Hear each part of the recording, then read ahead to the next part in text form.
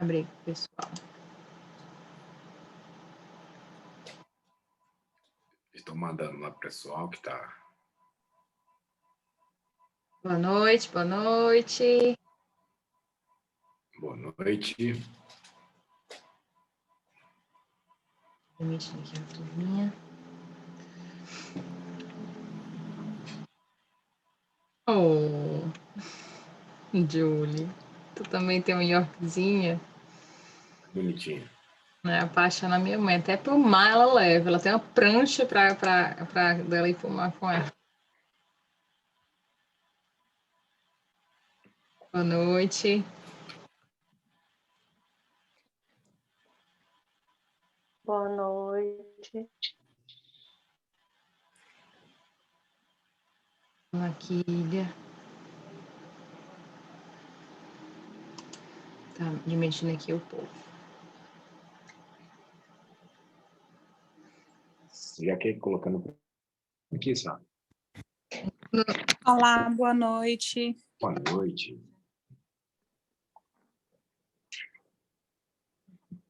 Ei, vai ficar gravado, Sabrina? Vai, tá gravando. Tá.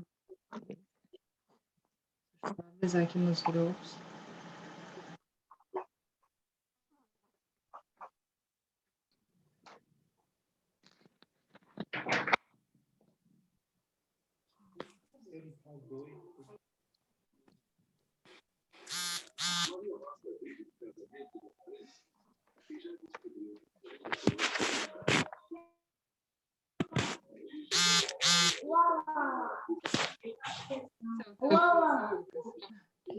Oi?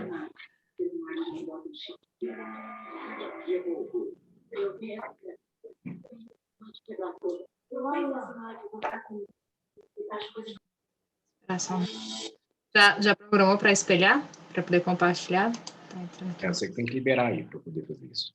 Sim, senhor. Oi? Sim, senhor. Estou admitindo aqui a turma. Vou colocar aqui.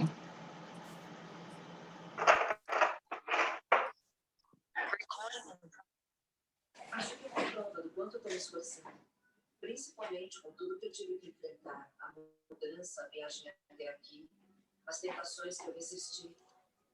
É impressionante, mesmo que não seja tanto quanto o Dr. Nalkin.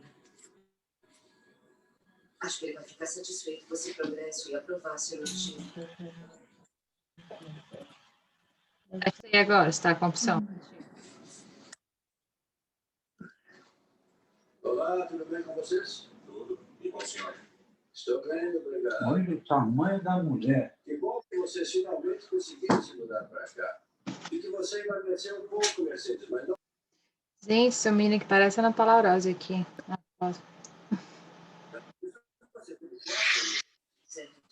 Se tivesse mantido a dieta, teria perdido mais de 100 quilos nesse período. O que aconteceu? Tem muita coisa, só que... Mas ainda tem muito mais para contar. Tem muito mais. Okay. Começar, né? Pelo menos me dê uma resposta. Mas ainda temos o mesmo problema e você não tem tempo a perder. A gente ficou procurando tempo. Não vai conseguir. A sua saúde, principalmente o seu coração, já está em pé. Certo? Está compartilhando aí para vocês? Tá, eu vou colocar todo mundo no mudo. Pera ainda, Lucas, que agora complica como tá compartilhando.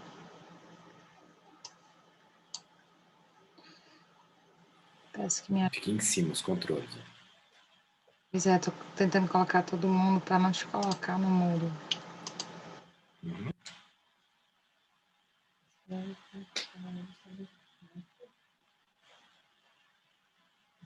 Bem lembrado, Gi, que na última apresentação ficaram riscando a tela.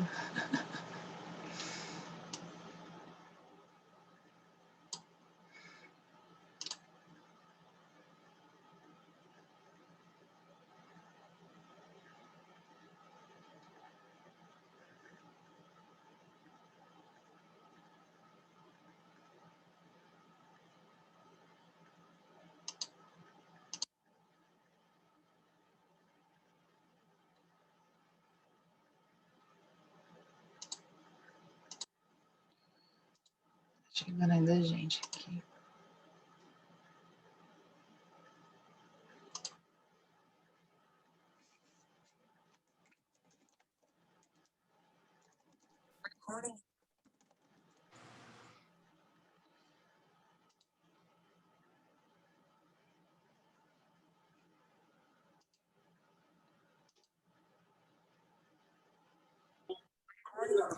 Pouquíssimos argumentos, incluindo longos trechos idênticos.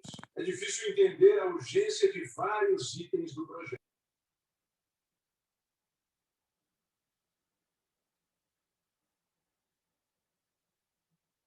Pronto, Lucas.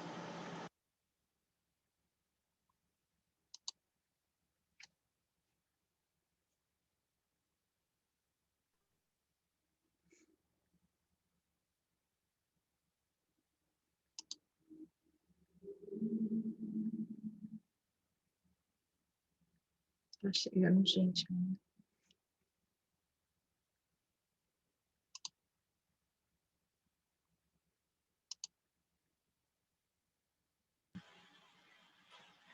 Bora lá, vamos começar? O pessoal for chegando, tu vai autorizando, por favor. Sim, ó. Melhor, né? Isso, Pode ser? vamos passar.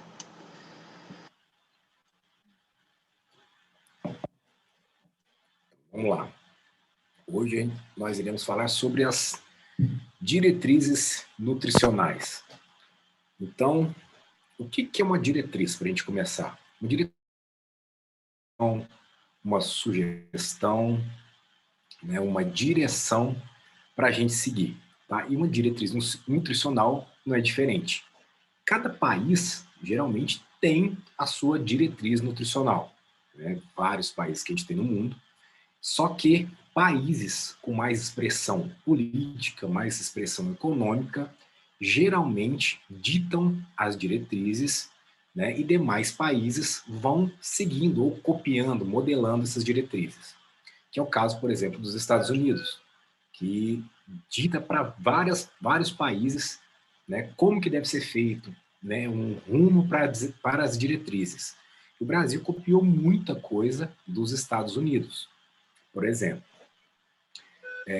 dentro das diretrizes que a gente tem atuais, o que a gente conhece, o que a gente aprendeu, né, que preconiza essas diretrizes?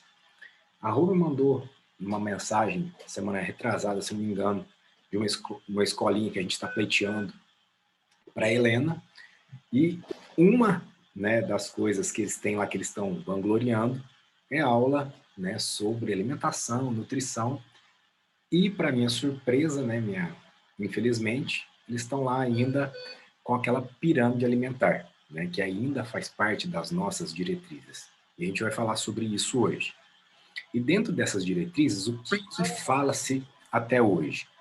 Né? O medo da gordura, né, que a gordura está associada com o quê? Com os problemas, né, de coração, de infarto. A gordura está associada, né, com o engordar. E isso está ainda muito inserido nas nossas diretrizes. Mas antes da gente entrar nisso, a gente tem que entender a história, né, dessas diretrizes. Essa é a pirâmide alimentar. Todo mundo já viu essa pirâmide aqui? Conhece?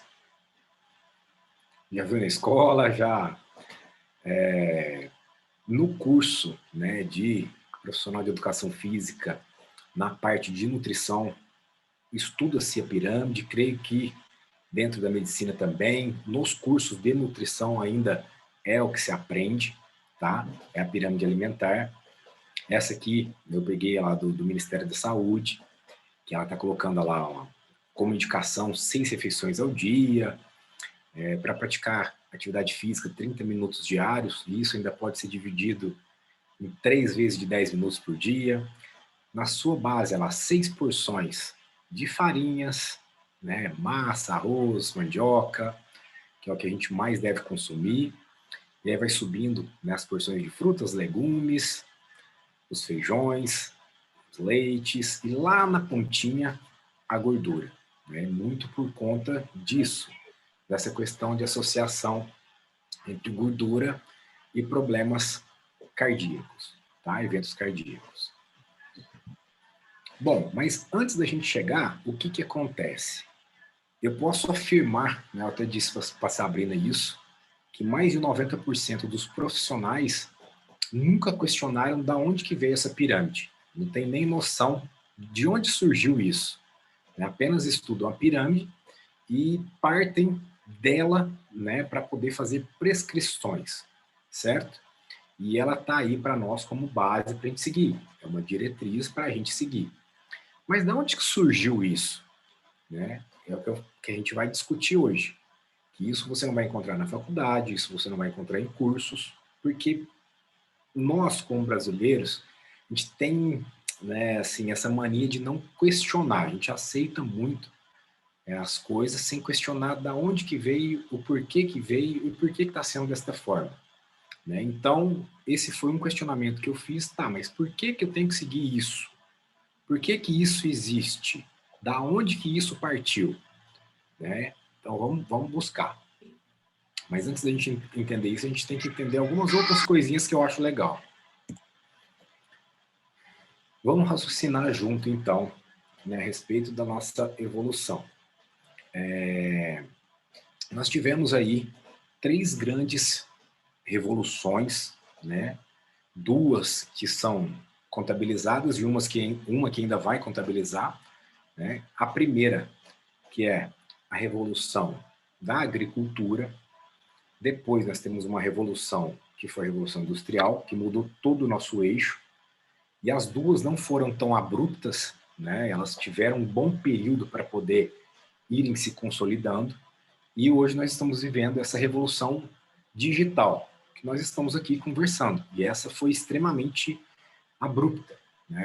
Ela veio de uma hora para outra, e de 2020 para cá, a gente está aí evoluindo uns 10 a mais anos, né, forçadamente. Como que os nossos antepassados, como que eles se alimentavam? Vocês sabem? Todo mundo já estudou ou já pensou sobre isso? Já? Por quê? O que acontece? A revolução da agricultura, que para mim, muitos, né, pesquisadores e muitas pessoas que escrevem livros costumam falar que foi o ponto onde deu problema. Tá? Eu já acho que não. Eu tenho uma outra teoria, mas respeito a opinião de todo mundo. Por quê? Né, que eles colocam como sendo o ponto que deu o maior problema? Porque foi quando o homem domesticou, né, os animais, começou a fazer as plantações, ele viu que dava para cultivar ali e deixou de ser nômade, né, de ficar indo de lugar para lugar, onde tinha alimento, e firmou em um local só. Né? Sedentário, e a partir dali já começou a comer de uma forma pior do que comia antes, né? Porque antes você tinha ofertas diferentes de alimentos, né? Quando éramos caçadores-coletores, e priorizávamos mais naquela época o quê?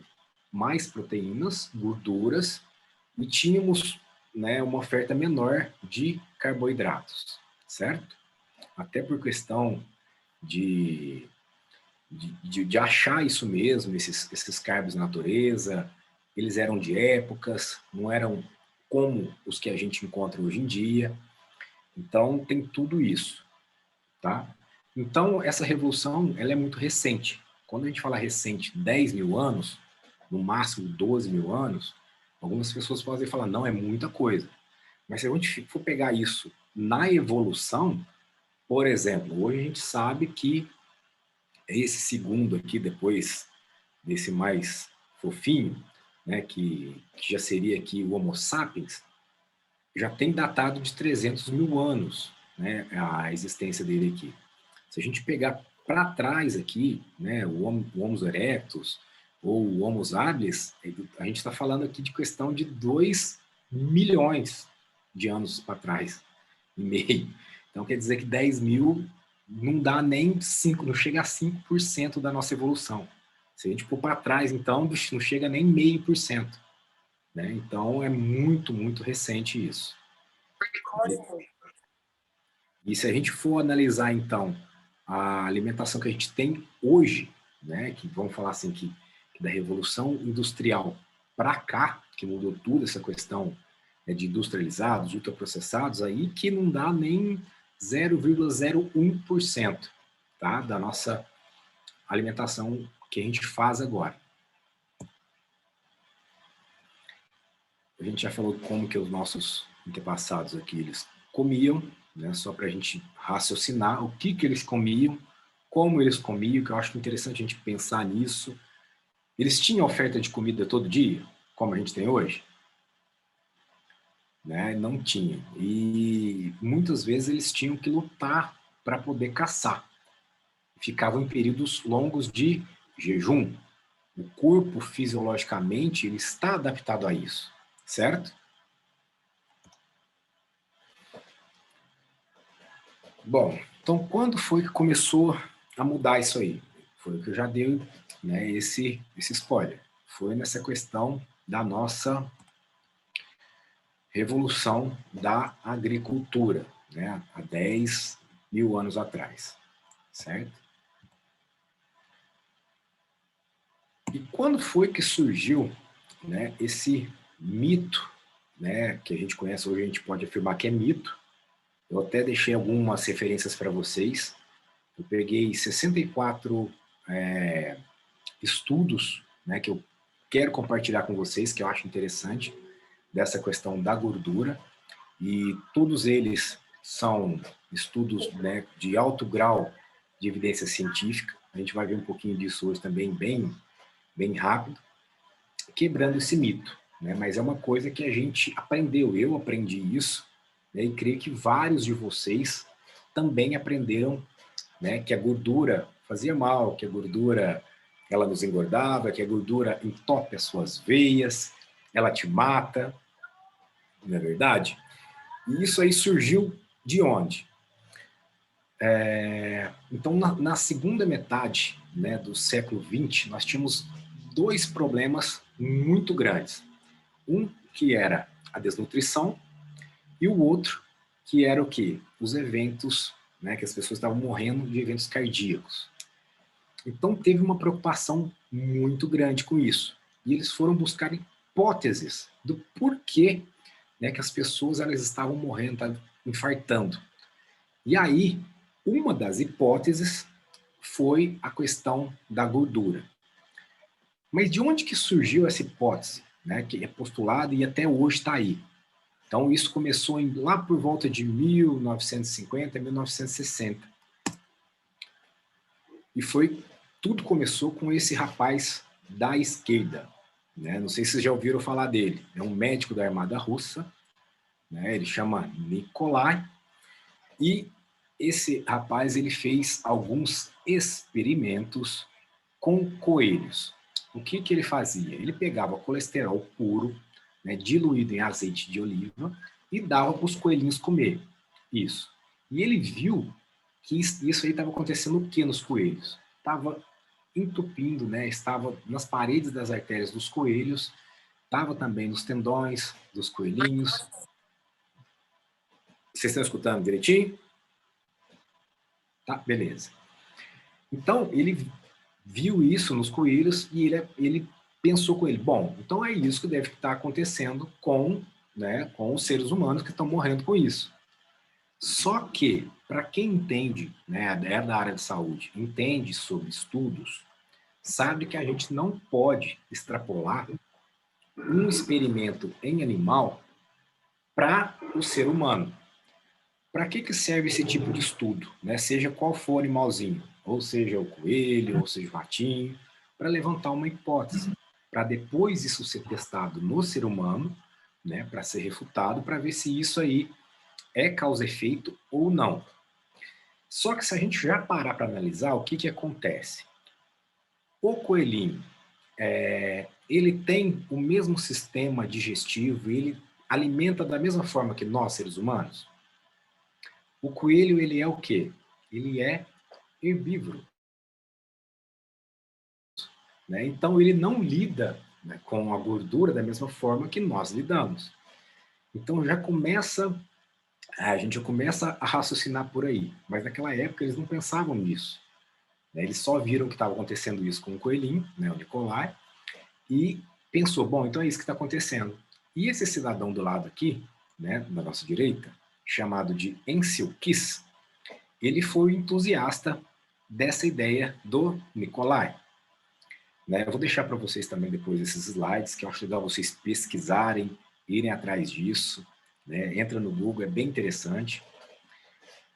Então, o que aconteceu com esse Ancel Keys? Ele gostou, ele falou, bom, essa ideia é o que está acontecendo. Então, eu vou provar isso aí. E ele fez um estudo que foi muito famoso, né? Que a gente vê isso na área da saúde, toda a área da saúde estuda a respeito desse estudo que ele fez, que é chamado de estudo dos 6 países.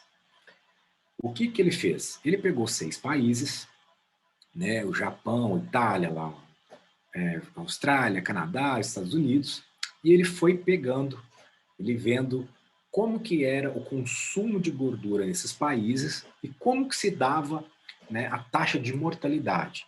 Aí ele, por exemplo, ele pegou e viu que no Japão aqui, ó, consumia-se pouca gordura e também, né, o pessoal morria muito pouco de infarto. Nos Estados Unidos o pessoal comia muita, mas estava morrendo muito, né, de infarto. E esse estudo dele, né, ele teve várias coisas assim, que a gente vai ver sobre estudos, falhas. Né? A primeira coisa que ele fez que foi falho foi ele pegar somente os dados, né, totais aí de gorduras. Ele não levou em consideração, naquela época usava-se gordura para tudo. Então, o que era uma gordura da alimentação, o que era uma gordura para fazer sabão, o que era uma gordura para fazer vela, que era o que se usava naquela época. Então, ele pegou as gorduras totais e jogou nesse gráfico, certo? Então, esse aqui é um estudo observacional que ele fez. Outros erros crassos que ele pegou também mortalidade por necrópsia. Né? A gente sabe que não é uma coisa 100% fidedigna também. Agora, o pior de todos foi que ele tinha os dados de 22 países, mas ele, escolhido a dedo, pegou apenas 6 países. E quando a gente olha os dados dos 22 países aqui da esquerda, a gente vê que esse gráfico fica bem diferente, né? E tem muitas coisas de confusão e que refuta totalmente essa teoria dele. Tanto que nessa época, a American Heart Association, né, que é o órgão mais referenciado nessa, né, sobre os problemas do coração, se pronunciou e falou, olha, ninguém está autorizado a trocar a alimentação, tirar a gordura da dieta baseado nesse estudo, certo? Então, a American Heart se pronunciou publicamente por conta disso. Só que aconteceu uma coisa interessante. 4 anos depois, essa mesma American Heart Association, ela voltou atrás e falou, olha, gente, o negócio é o seguinte, a gente tem diretrizes novas, diretrizes diferentes agora. Agora, a gente vai ter que parar de comer gordura, né? Porque a gordura faz mal, a gordura ela causa problema no coração. Se você comer gordura, você vai aumentar o seu colesterol e isso vai te causar problema de infarto. Só que nesses 4 anos, o que aconteceu? A gente teve estudos bons para comprovar isso? Não teve. Não teve nenhum estudo para corroborar e nem para provar que existia isso. Aconteceu que esse cidadão, ele passou a fazer parte da American Heart Association, o Ancel Keys. E ele postulou, né, essa sua teoria lá dentro da American Heart Association. E isso, né, tomou proporções, pegou a grande mídia, isso estava em todos os jornais da época, isso foi para veículos, né, quando começou rádio e televisão. Então isso tomou proporções gigantescas em todo o globo. E ficou como sendo, né, uma verdade absoluta, certo? Essa questão da gordura, né, associada com esses problemas. E só que não tinha nenhum estudo para comprovar isso, né? Foi só baseado nesse estudo falho e depois nessa teoria do Ancel Keys.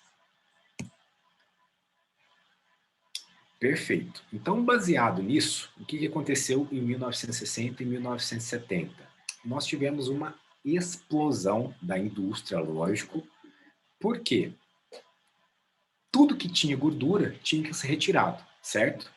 E a gente não teria como fazer isso dentro de casa. Por exemplo, eu não tinha como pegar um leite e desnatar um leite. Eu não tinha como que pegar um outro produto com gordura e tirar. Então, eu precisaria da indústria para isso. E a indústria faturou milhões com isso, né? Que teve um boom gigantesco, né, da indústria nesse sentido, nessa época, de produtos light, de produtos diet. Até hoje a gente vê isso, mas essa época foi a época do boom que teve, porque precisava-se da indústria para poder fazer esse papel, já que, né, o que estava nos matando era o colesterol, era a gordura, então vamos tirar a gordura natural aí dos alimentos, certo? E dessa mesma época... Só lembrando bem rapidinho que a gente tem uma aula explicando sobre isso, light, diet, umas aulas de embalagem, a gente vai se fazer depois. Só uma pausa aqui para quem, né, Excelente. sabe o que é light, diet, a gente explica em outra aulinha, tá? Perfeito, bem lembrado. Só de ler os rótulos, né? A aula de rótulos. É uma aula excelente. Bom, então nessa mesma época aí, 1960, 1970, eu acho que 68, que foi a época certa, surgiu, então, né, por conta dessa má nutrição e desse problema de saúde, eles ficaram muito preocupados e eles queriam dar um jeito de arrumar isso aí. Então, vamos fazer uma diretriz, né, que vai ajudar esse problema de nutrição, né, dessa desnutrição que a gente tem, e também do pessoal que está morrendo do coração, certo? Então, da onde que partiu isso? Muito legal. Esse cidadão, ele chama-se George McGovern, né? Ele morreu com 90 anos. Ele era o presidente, ele era um senador, esse senhor. Dá para vocês ver o que está escrito aqui em cima ou não? Para mim não dá aqui. Dá? Tá aparecendo Deixa eu só... Comitê Seleto do Senado dos Estados Unidos para Nutrição e Necessidades Humanas. Isso. Então, esse comitê seleto aí, né, que eles fizeram de nutrição e necessidades humanas, foi presidido e foi fundado pelo nosso amigo George McGovern. Ele era um senador e ele tinha junto com ele lá, acho legal vocês pesquisarem isso, porque eu estou falando, vocês não vão achar isso na faculdade, não vão achar isso em curso. Ele tinha esse comitê feito por jornalistas, né, e também eram senadores, jornalistas e, se não me engano, acho que eram advogados, né, que estavam nesse comitê. Então, a gente não tinha ninguém da saúde nesse comitê. Não tinha nutricionista, não tinha médico, né? A gente tinha esse pessoal de grande representatividade na época. Igual a gente tem hoje os nossos políticos lá que tomam as decisões por nós e muitas vezes não tem nenhum especialista na área. Aconteceu naquela época, e naquela época era mais forte ainda, né? O pessoal, eles tinham, vamos falar assim, esse senador, esses jornalistas, eles tinham uma voz ativa muito forte. Então, o que eles fizeram, né, nesse comitê? Eles instituíram o que a gente deveria comer. E a nossa base, a nossa pirâmide partiu daí. Aí você vai falar, uai, mas é verdade isso? Eu acho interessante vocês pesquisarem sobre isso, né?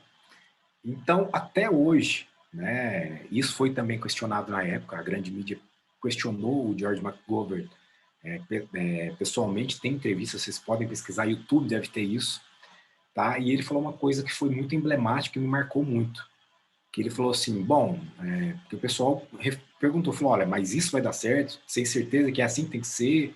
Ele falou, olha, a gente não tem tempo para esperar e para testar, a gente tem que fazer e pronto, a gente não tem tempo. E, infelizmente, nós fomos e nós somos cobaia disso até hoje, né? Desse não dar tempo de não testar. E a gente está tendo os nossos estudos mais recentes agora, né? Sobre o impacto disso aí. E a quantidade de obesos e sobrepesos que a gente tem, já tem quase 70% de sobrepeso no mundo, já está Eu falo, olha, de cada 10 pessoas, 7, olha só, são sobrepeso, né, estão acima do peso, é muita coisa.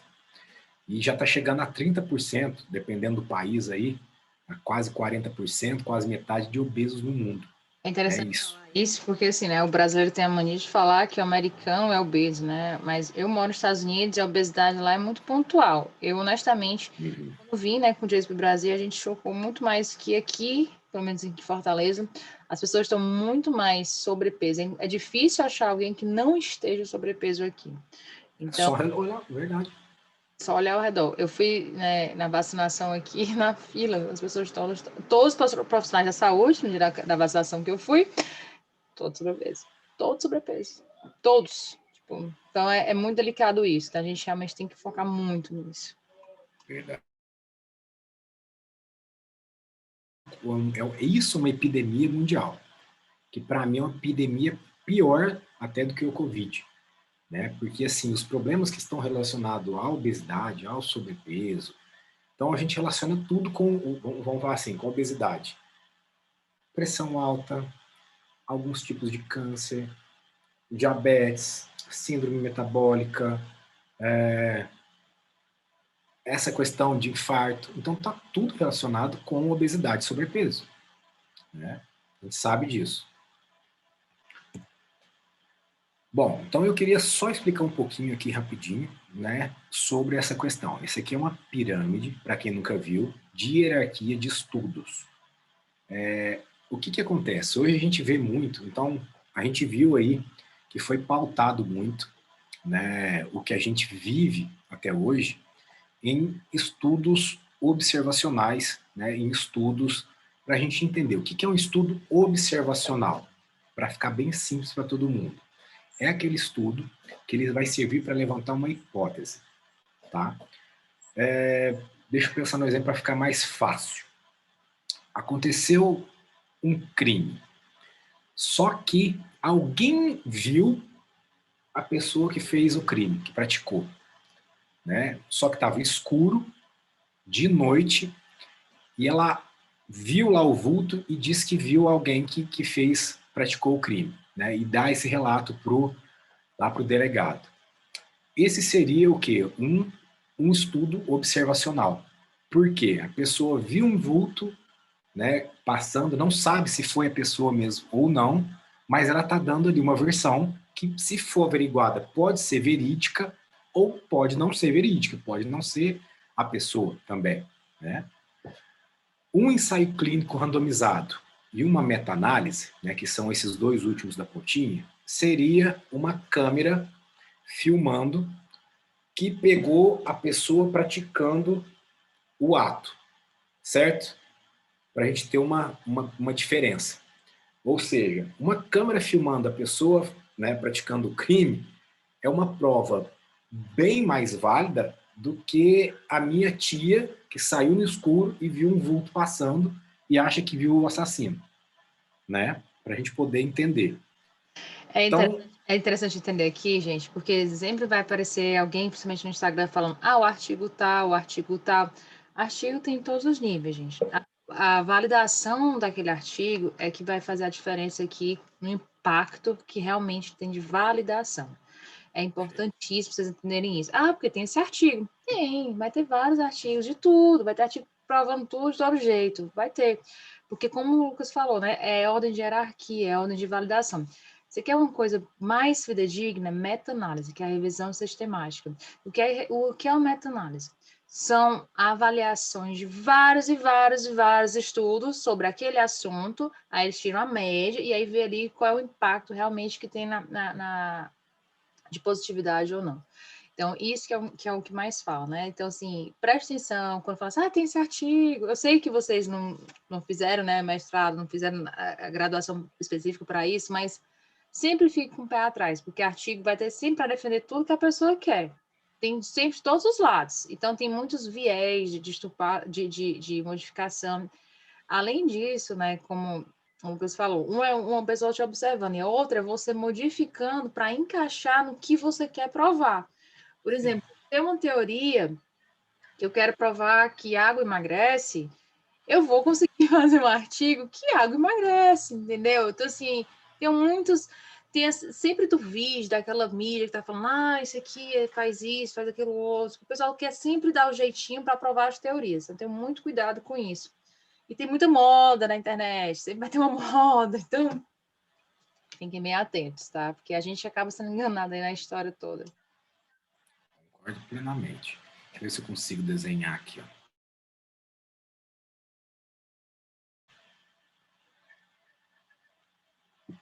Desse aqui, ó, opinião de experts, né, estudos com animais, estudos in vitro, até estudos de corte, todos são observacionais, para vocês entenderem. E foi o que a Sabrina falou, a gente vê muitas autoridades na internet, ou mesmo na mídia, falando isso. Olha, eu tenho um estudo, eu estudo que fala isso e tal, ou direto na mídia a gente vê, né, um estudo, ovo faz mal, o não sei o que, low carb mata, agora não sei o que dá longevidade. Então, todos esses estão nesses estudos aqui, ó, tá? Observacionais, que servem para levantar uma hipótese. A gente não pode afirmar causa e efeito. Como que é feito um ensaio clínico randomizado? O que é randomizar? Randomizar é você separar. Então, vamos supor, eles fazem um estudo, eles pegam, nós estamos em 32 pessoas aqui. Então, eles vão separar, né, metade para um lado, metade para o outro. Só que de que jeito? Eles vão Aleatório. sortear isso aí, aleatoriamente. Random, em inglês, é aleatório. Isso. É a portuguesação da palavra inglesa. Perfeito. Muito bem pontuado. Então, é justamente isso. Então, vai ser de maneira aleatória, né, vai separar, vai sortear essas em duplo cego. Então, separa a pessoa sem ela saber, né, para que lado ela vai. E também as pessoas que vão participar desse estudo também não estão sabendo. Por exemplo, eles querem testar um medicamento. Então vai ter um placebo e vai ter um que é o medicamento mesmo. Só que eles vão separar essas pessoas sem elas saber qual que elas vão tomar. Os profissionais que estão aplicando também, eles não sabem se é o placebo ou se é o verdadeiro. Que então, a gente chama de duplo cego. Isso. O paciente não vai saber como... Eu trabalhei em ensaios clínicos, por isso que eu posso falar, né? Nem o médico que está fazendo ensaio clínico não sabe, como o paciente também não sabe. Os comprimidos, por exemplo, se fizer um ensaio de comprimido, eu fiz simvastatina, fiz vários ensaios, são iguais, cores iguais, para poder nada disso diferenciar, nem induzir ao paciente falar que sentiu alguma coisa, não, tipo, então são duplamente cegos e aleatórios, para minimizar os erros. Perfeito. É isso aí. E aí tem como no final você falar, olha, então vamos pegar agora e vamos ver aqui, já de nada, vamos olhar os resultados. Se deu certo ou se não deu certo. E depois, essas meta-análises, foi o que a Sabrina explicou legal aí, é justamente isso. Eles pegam um monte desses ensaios clínicos, vários deles, e analisam. Bom, vamos ver aqui, peguei 100 ensaios clínicos aqui. Vamos ver nesses ensaios clínicos aqui se estão todos mesmo indo para o mesmo lado. Se está tudo confirmando mesmo que é a causa e efeito disso. Né? Então, por isso que eles são mais fidedignos. Tá? Infelizmente, a gente não tem muito acesso, né? A população, nem mesmo, né, profissionais de saúde, não tem muito acesso, não costumam estudar isso aqui também. Né? Nem a hierarquia e muito menos os artigos. Tá? É difícil acesso, sim. Então, por isso que eu acho legal também a gente disponibilizar isso para vocês terem em mãos, para quem quiser ler e tal. E falando da gordura, porque assim, muito foi se construído essa pirâmide mesmo, por conta da gordura, a gente viu lá. Deixa eu só voltar lá. Deixa eu ver se travou aqui. Travou para mim, Sam? Vocês estão me escutando? Tá, beleza. É que só o computador que travou aqui, então. Tá, então a gente vê que a base da pirâmide alimentar, né, é praticamente carboidratos. Aí a gente começa a questionar, tá, mas por que é só carboidratos essa base? Se você retira a gordura, né, o que vai nos sobrar? Certo? E a proteína é uma coisa muito cara. E eles estavam querendo, na época, vamos pensar juntos aqui, uma coisa para erradicar duas coisas, né? Duas coisas. A desnutrição, a pessoa era desnutrida naquela época, não tinha obeso naquela época, né? A gente vê que assim, o problema da obesidade vem de pouco tempo para cá. Existia um problema de desnutrição e tinha esse problema do pessoal estar morrendo de infarto. Então, eles tinham que resolver os dois problemas, certo? E como a carne era uma coisa muito cara, e a carne também tem gordura na carne, né? Gordura saturada que a gente fala, o que eles fizeram? Jogaram isso para cima. E o que restou? O carboidrato. Então, vamos colocar o carboidrato na base em tudo ali, e o que for com menos gordura, que seriam as carnes no meio, e lá na pontinha, a gordura. Entende? Por isso que foi montada, arquitetada dessa forma.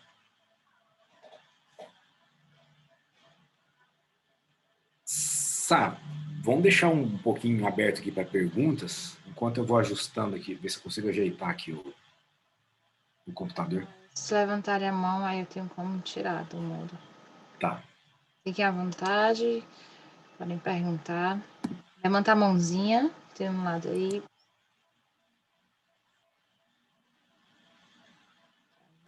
Vamos tirar do mundo. Alguém já tinha escutado falar dessa história, desse jeito? E tem também, né, o jogo todo do interesse financeiro, né, da indústria, toda a manipulação que a indústria faz, do interesse deles, né, o cereal, que é uma coisa que a gente sabe, foram criados estudos, né, em Harvard, manipulando. O cereal que eu digo é o cereal americano, né, que é aquele do café da manhã que todo americano começa o dia. Cereal matinal. Não é o cereal em geral, cereal industrializado, processado. Ele foi criado com o intuito de fazer dinheiro, né? Muito dinheiro. E eles venderam bem, mostrando que era saudável, que era sem gordura, que aí nessa época, né, tava com essa ideia aí de gordura que tinha que baixar. Então, assim, que se eu morasse naquela época, eu vivesse naquela época, eu ia fazer? Eu ia comprar esse produto. Com certeza. Começou a fazer parte da casa de todo americano. E hoje, nos Estados Unidos, a Eliane mora lá, alguns meninos aqui moram lá. Gente, quando se param, sempre tem um corredor só de cereal. Pra você ter noção do impacto que continua tão forte, né, hoje em dia. Então, assim, é muito forte cereal, né? Aqui no Brasil, a gente não é no cereal, mas a gente tem outros produtos, como o pão, né, que é muito forte no café da manhã. Lucas, tem como tirar a opção da caneta que eu tentei desativar aqui e não deu? Alguém? Eu tô ajeitando aqui. Tá barrinha. Então, assim, sempre vai ter um estudo querendo fazer um fundo do marketing atrás. A gente tem que estar muito, muito desconfiando de tudo. A gente tem que tentar sempre o mais simples realmente, porque a indústria manda e desmanda no que a gente quer acreditar, né? Assim. Porque assim, ó, esses estudos, igual a Sabrina falou, principalmente esses estudos aqui observacionais que a gente comentou. E a outra coisa que a gente tem que prestar atenção, isso foi muito bem levantado agora pela Sabrina. Quem financia esse estudo? Então, se você for pegar e conseguir ver lá quem foi que financiou o estudo, a gente vai ver que a grande maioria, né, dos financeiros dos estudos são as indústrias. Então, a indústria do açúcar financiou esses estudos, por exemplo, lá da época do Kiss. E o pesquisador precisa de dinheiro, gente. A gente precisa de dinheiro para viver com salário mesmo, né? A gente precisa do dinheiro para mover as pesquisas, porque, paralelamente às pesquisas patrocinadas de interesse da indústria, tem outras pesquisas sendo feitas. Então, assim, que o cientista tenha curiosidade, né? A gente, quando eu fui fazer meu mestrado em farmacologia, para eu fazer meu projeto, foi muito difícil. Cara, ela falou assim, e o dinheiro para isso tudo? Não tem. Uma coisa que não tem interesse para a indústria, não vai ter patrocínio. Então é muito delicado esse jogo de cintura que tem que ser feito aí para pesquisa, né? Justamente. E assim, eu fiz o levantamento também, eu acho interessante vocês pesquisarem, quem são os maiores financiadores dos estudos. Indústrias farmacêuticas grandes, tá? Indústria alimentícia, principalmente Coca-Cola, financia muitos estudos. Nestlé A Nestlé patrocina Nestlé, vários congressos médicos, vários. A Nestlé é muito, entende? muito forte. Porque eles têm um interesse em provar o quê? Né? Que esses produtos são bons para a saúde. E várias empresas que têm o alimento, eles têm a medicação também. Justamente, justamente. Então, na realidade, é aquele jogo de, tipo assim, de apenas sobrevivência e a gente, né, tendo que ficar doente e usar remédio. Peixe cai mesmo.